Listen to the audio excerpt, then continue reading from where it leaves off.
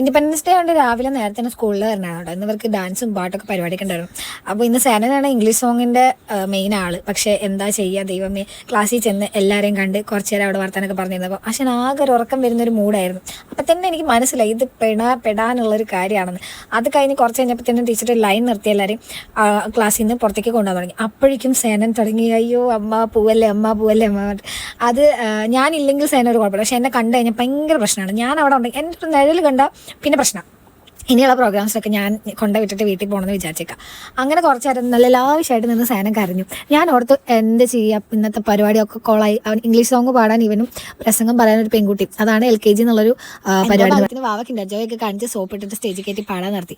അപ്പോൾ എന്തായാലും പാട്ട് അടിപൊളിയായിട്ട് പാടി, അത് തന്നെ ഭാഗ്യം. പിന്നെ കിൻഡർജോയ്ക്ക് മേടിച്ച് അച്ഛൻ്റെ ഇടയിൽ കയറി മുഖം കണ്ടറിയോ കരഞ്ഞ് കൂക്കുളിച്ചിരിക്കുക. പിന്നെ നേരെ പരിപാടിയൊക്കെ കഴിഞ്ഞ് നേരെ അച്ഛനും മോനും വീട്ടിലേക്ക് ഓടി.